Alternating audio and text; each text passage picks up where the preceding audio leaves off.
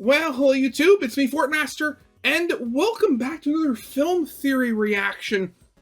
And, well, this one, okay, I mean, the title's a little concerning. This is, WTF is Smilehood.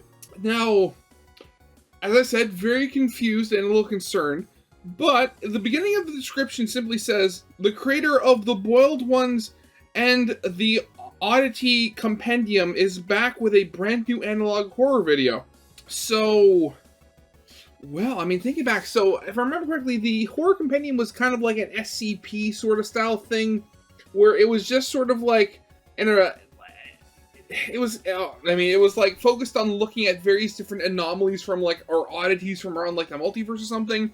The Boiled One was this weird one involving like putting people in pain and locking them in bed or something like that. It was really weird. So, I mean, if that same creator is back, I mean, oh geez, that's definitely going to be something, isn't it? Especially compared to the last analog horror thing that Film Theory did, which involved that one, thankfully, I've already forgotten the name, but it involved the one analog horror series that was, like, basically all AI generated. Ugh, horrible. But yeah, if we can get back to some more of like the good stuff here, and just figure out the weird worlds that, you know, people like this can actually create. Oh, this is gonna be good. So yeah, of course, as always, original video is linked in the description if you haven't seen it for some reason. Corner video will lead to my game theory reaction. And if you like this video or any other video that I make, I'd very much appreciate it if you gave the video a like and subscribe to my channel, because my main goal for this year is to hopefully hit 5,000 subscribers, and at the current rate I'm going, that is totally doable thanks to every single one of you that, you know, thinks my channel is worth subscribing to. Yeah, but with all that out of the way, let's get this thing started then, shall we? The creator of The Boiled One and the Oddity Compendium is back with a brand new analog horror video that picks up the earliest bits of lore he ever created. And this weird, terrifying new video has got me asking, what the heck is Smilehood? Oh god, already this is bringing back memories. Well, honestly, thinking about it, I do love this guy's style of animation, because honestly, it looks like really messed up, like Terry Gilliam animation from like Monty Python's Flying Circus.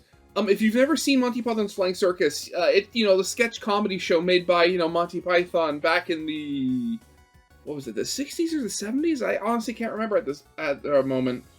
But you'd have like the intermission segments between, and they were all like animated, but they were like animated like the first episode of South Park, where they were like physical pieces of paper cut out and moved around, and they used like real faces from like magazines and all stuff like that. It was really weird, honestly, so surreal. I loved it. And this, like, even just like looking at the little bits from the animation, like, it very much feels just like a more deranged version of that. Hello Internet! Welcome to Film Theory, the show that's turning 10 years old this month. Yeah, really. On June 2nd, 2015, Matt, Steph, and the rest of theorists launched this brand new channel, bringing our unique brand of overthinking to the film and television industry. I've actually been a part of this channel since the very beginning, believe it or not. I was both a writer and editor for Theorist in these early days of Film Theory, and worked on multiple videos in and around the launch. God, 10 years, really. Actually, thinking back, I remember, like, going back, what were some of the first videos they actually did? Like, oh, welcome to Film Theory, Harry Potter Isn't the Chosen One. I remember watching that one. They were talking about Neville. And then there was this one, talking about the biology of, like, Doctor Who. Did they ever make the third part? Because this was supposed to be, like, a 3-parter, and I only remember there ever being 2. Leo wants an Oscar. Oh. 3D. Oh, jeez. Wow. Oh, God. This is bringing back memories. Wow.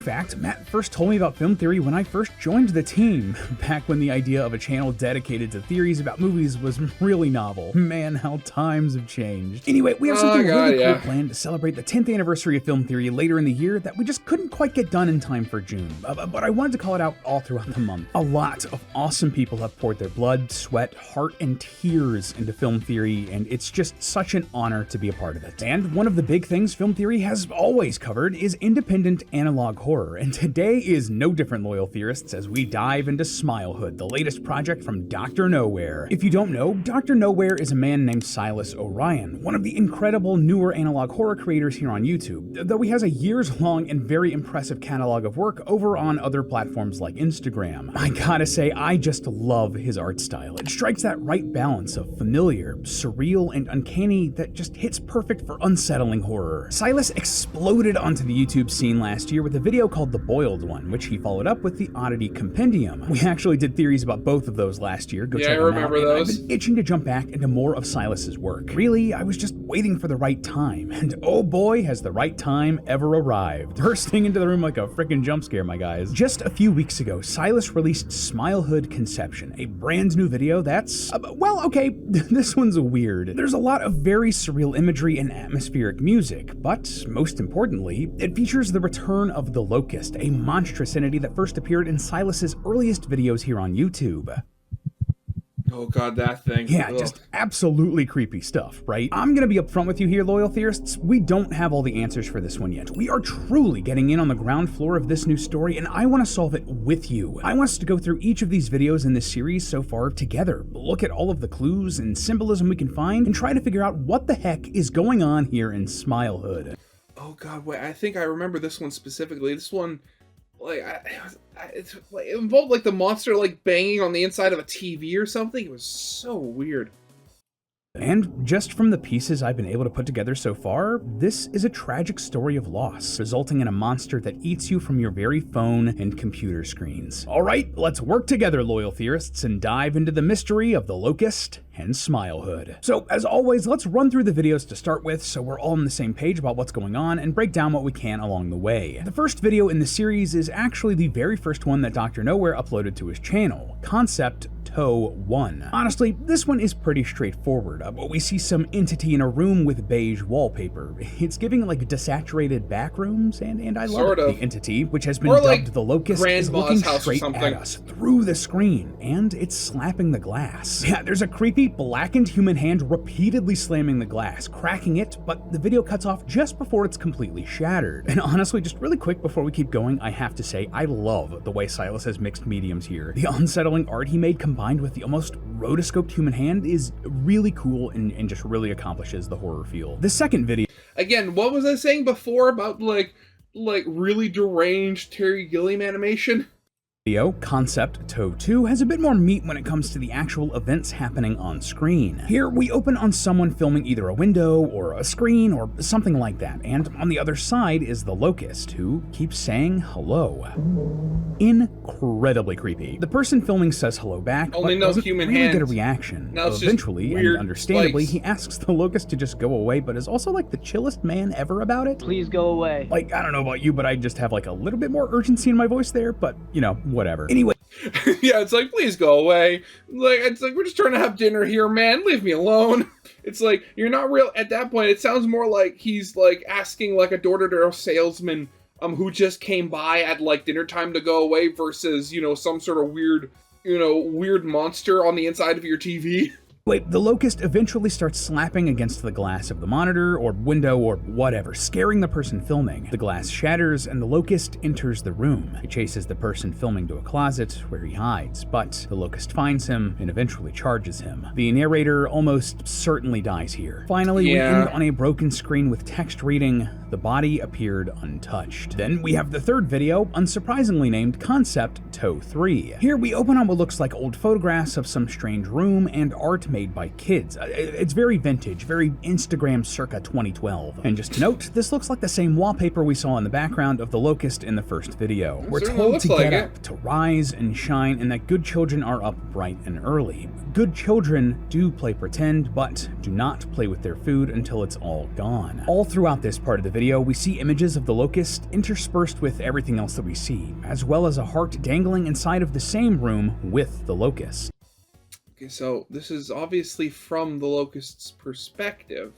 So is it like an artificial creation? Is like somebody controlling it through like making it think it's a child? Is it just some sort of like really messed up child actually? Oh god, if that's the case, what's it gonna look like when it's older? The video then suddenly cuts to an old-school, AIM-esque chat log between the point of view character and someone named Dominic9999. However, Dominic is acting strangely. Dominic has been more distant lately, and his typing has become very choppy and weird, and our POV character has been seriously worried because of it. Despite it being 1 a.m., Dominic asks for a video chat, which the POV reluctantly agrees to. However, when he answers the call, it's not Dominic, it's the Locust. Clearly, the Locust has taken over Dominic somehow, and now he's come for this POV character too. Okay, so in this case, I really have to wonder, what would happen if you turned off or disconnected the monitor in any way? Or could you potentially do like a ring thing and just put the monitor against the wall and then like kind of hold it there to keep him from escaping? I mean, would that work? The screen cuts out, and we again see the same beating heart. As captions read, none of it makes any sense. But now the caption is blue instead of yellow. Everything inside was gone. So, okay, let's take a step back here and go over everything that's happened and what we can figure out from it, because once we get into Smilehood, things get way weirder. Yeah, so I'm guessing, like, there's obviously going to be a massive jump in quality here, because those 3 videos, from what I remember, were, like, some of the first videos on his YouTube channel. And that was, like, how many years ago? It's been at least, like, a year or something. And after all the work he's done in, like, the other stuff, like, you'd think that he has a lot more experience and talent on his hands now. Just look at this. Ugh. First off, somehow the Locust is moving from place to place through computer screens. When I first watched Toe 2, I wasn't sure if this was supposed to be a monitor or like a window or something else, but after Toe 3, this is absolutely a computer screen, and this is actually further confirmed in the Instagram version of Toe 1. Here, the caption reads, "Thing that is trapped behind a screen that will eat your organs if it breaks out." So, makes sense, and that's why he's slapping against the glass. Okay, God, I mean, like, here we go. I just love the disparity here. On YouTube, it's this weird, mysterious creature. And then on Instagram, you literally just have caption explaining what the thing is, like, just in its entirety. The second part of that caption also explains why the Locust is even doing this, going from place to place and killing these people. And also, the captions in the videos suddenly make a lot more sense, right? Quote, "The body appeared untouched and everything inside was gone." Clearly, though the exterior of these bodies those are somewhat continue, intact, okay. The Locust is harvesting their inner organs. I also wouldn't be surprised if the hand we saw in the first video, though the one that was like strangely human looking, yeah, I wouldn't be surprised if that was literally an arm that the Locust stole. But why? Why is the Locust going from place to place, screen to screen, taking these organs? Simple. He hungers. During the AIM chat we see, the Locust explains that he's starving. Help. Seems pretty straightforward, and this actually even fits with the name. Locust insects are known to emerge in giant swarms and consume crops. They can cause serious damage to a community's agriculture. Okay, a couple things. One, locusts aren't like a weird, like, species of grasshopper or anything. They're literally just grasshoppers. From what I understand, grasshoppers actually have this weird gene that, you know, normally if there's like plenty of food, they'll just like scatter, they'll just be normal grasshoppers and stuff like that. But as like food reserves actually run out and they're forced into smaller and smaller areas, they'll more likely start rubbing against like each other's back legs and stuff like that. And that somehow actually activates a dormant gene, turning them and literally transforming them from like grasshoppers into locusts. And actually, last I heard, trying to remember, but I don't think there are actually that many like locusts or potentials for locusts anymore, especially in North America, because again, just modern farming. They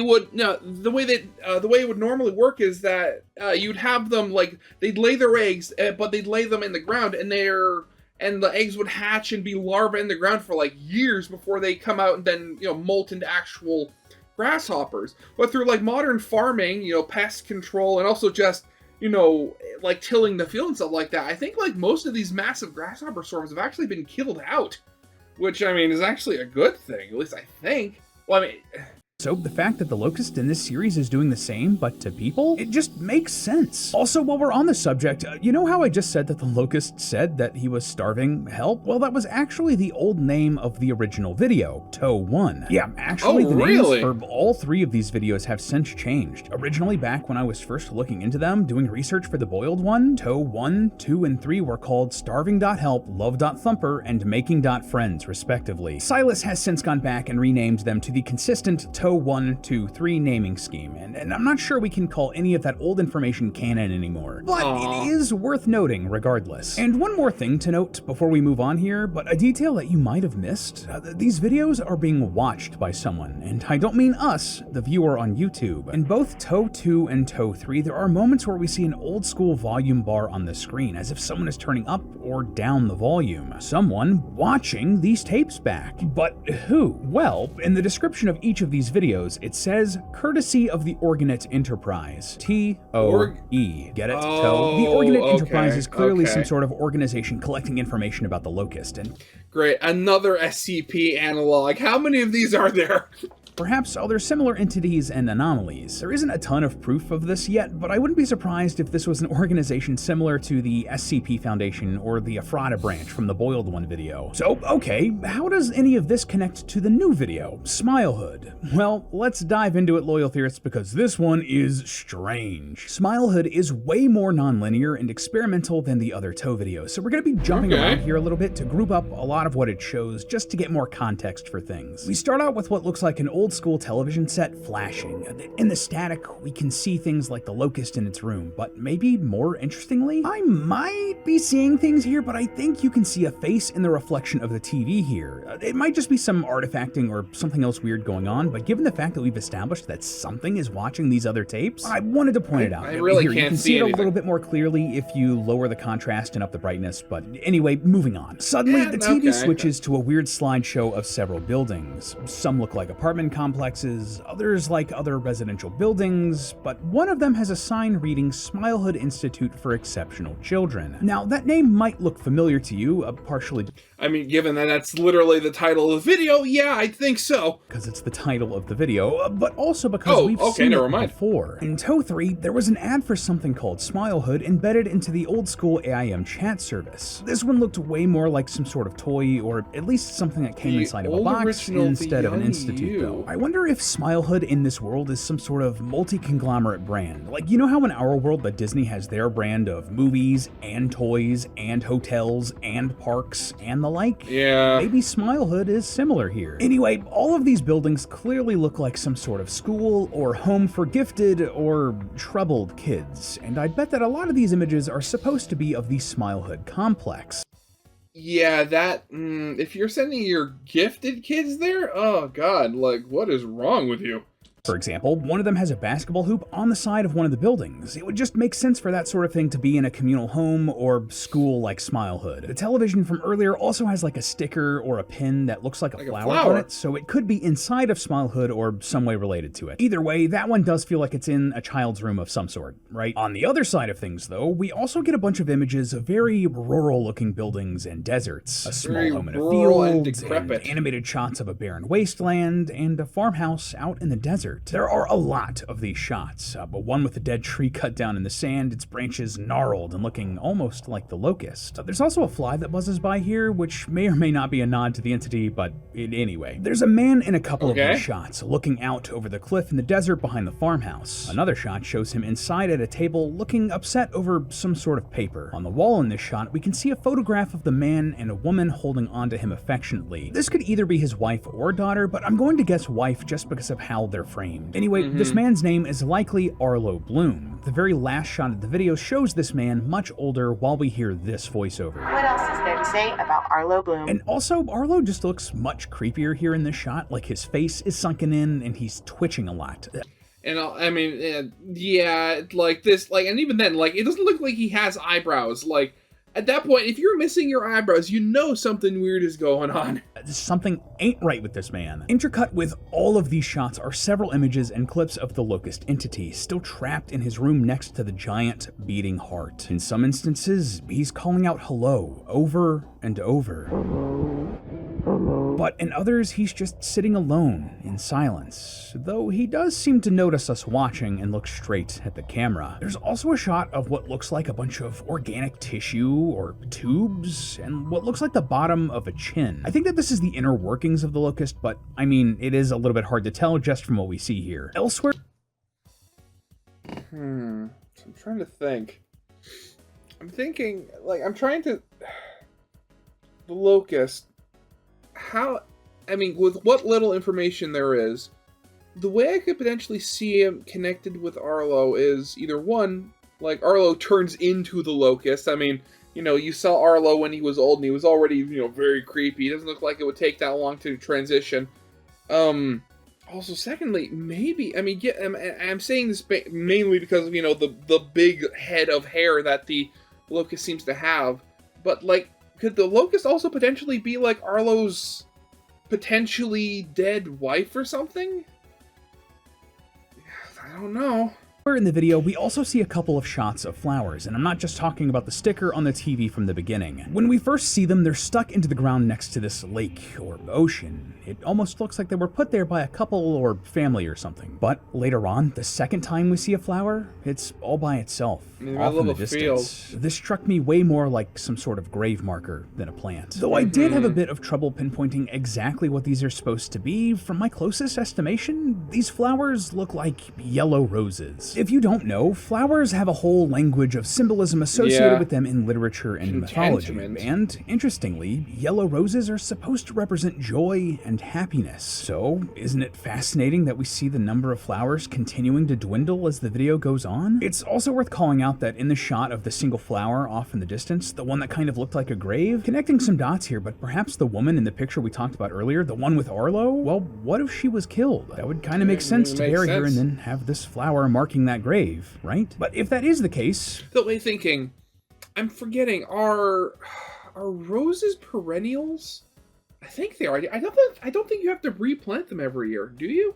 They are perennials, okay, yeah. What killed her? Well, in this shot, we see a tree and its branches in the foreground. And on that tree, we see a locust. As in the insect. It's haunting the space over this grave. So, is this symbolic of that locust entity causing that death? And just before we move on here, but there is a final shot of a single flower inside of a vase that's been knocked to the ground. But honestly, this flower looks way different from any of the other ones we've seen in this series. If I had to... Though, thinking about it, that flower right there, it does look very similar, at least, the fact that, it's 5 petals, rather flat. Looks very similar to the sticker that was put on the TV before. Guess this one is actually a turnera, but notice how they both have 5 petals? In flower symbology, the turnera is meant to represent beauty and endurance, which makes this one in the vase grayed out and almost withering away a bit more ironic, doesn't it? Now, flowers aren't the only weird symbolic thing in this video either. At one point, we see a shot of a fruit in the dirt with a big bite taken out of it. Like, what is that? I was going to say, it's like, oh, is that an onion? But no, that looks more like a pomegranate. Like, with the end, it looks very much more like a pomegranate or something.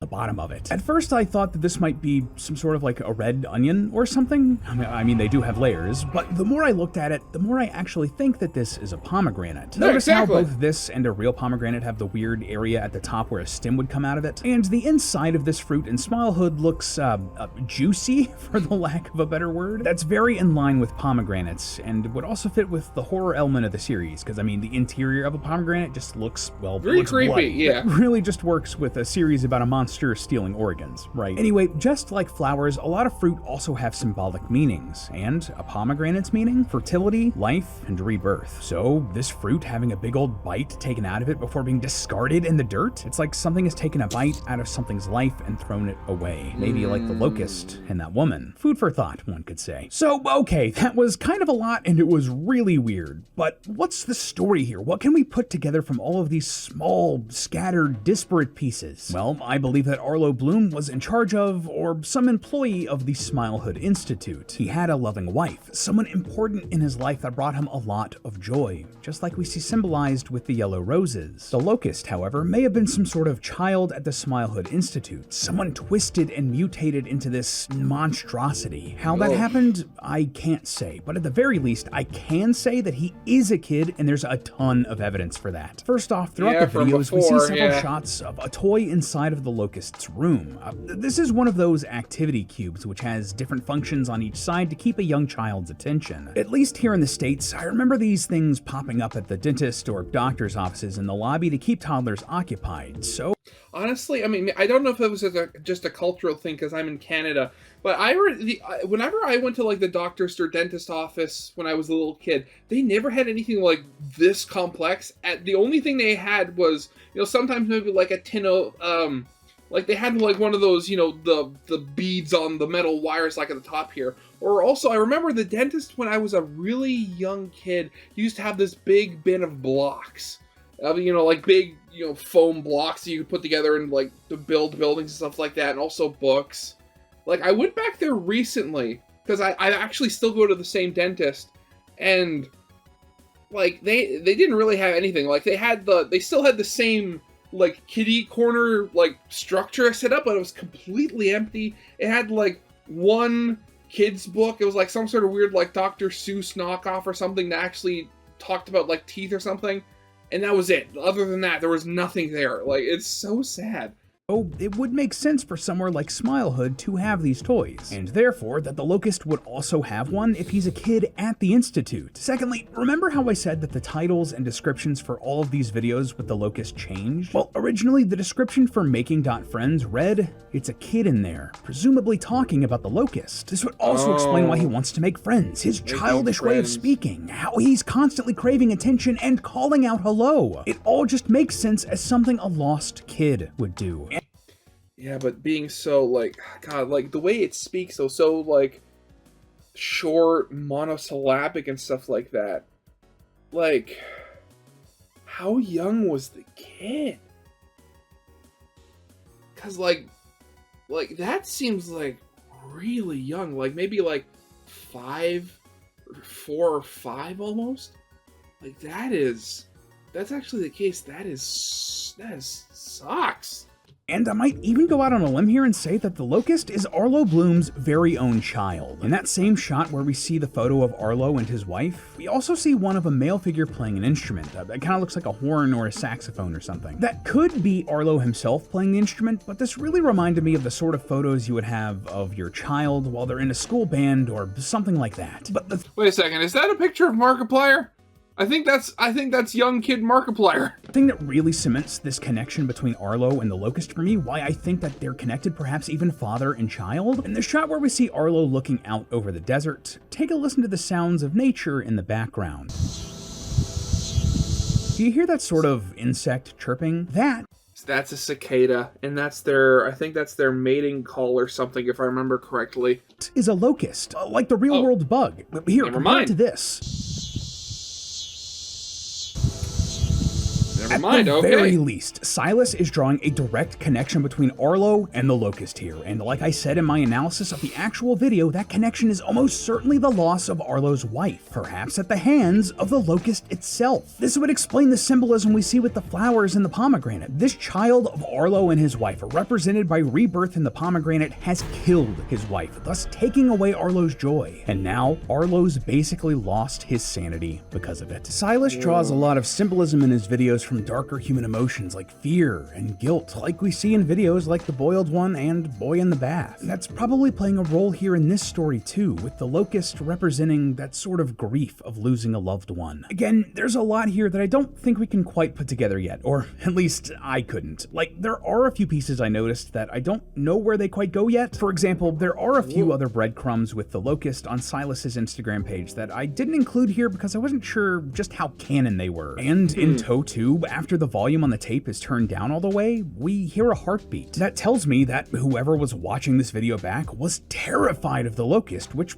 I mean, fair, he's scary. But there's also a giant heart next to the Locust in his room, and that seems like more than a coincidence to me, even if I can't quite make the connection. Like, is that implying that the Locust is the one watching the videos of his own murders? Is he the face that I caught a glimpse of in the reflection of that TV? I'm just not quite sure yet, and I would love to hear your thoughts in the comments. If you're able able to connect some of these dots that I'm just not seeing. Either way, I know that Silas has just packed so much into the story, and I just cannot wait to see where he goes with it next. But until then, remember that it's all just a theory. A film theory. And thanks for 10 years, guys. Up next on... I don't really watch any of these, you know, these analog horror series, like, unless it's, like, through, like, the filter of, like, game theory or film theory or, you know, whoever is, like, I very rarely watch analog horror series myself. I most of the time, I watch them through somebody else, like, through a reaction. I got, again, like, this stuff, like, Dr. Nowhere. Like, you gotta give him respect. Like, that is... Like, again, like, I compared it to, like, the animation and stuff like that to, like, really surreal and, like, very visceral versions of, like, Terry Gilliam's animation. God, honestly, I mean, animation in any form is hard work, but, like, this is, like, so freaky. I really want to see more and just figure out where this is going, because, again, like... The stories you can tell in this, even if they are, like, very disturbing, it is really fascinating, just as a medium. Ugh. Yeah, but that's definitely going to be it for now. So, yeah, I hope you guys liked. If you did, leave a like, subscribe if you have not, and I'll see you guys next time. Goodbye.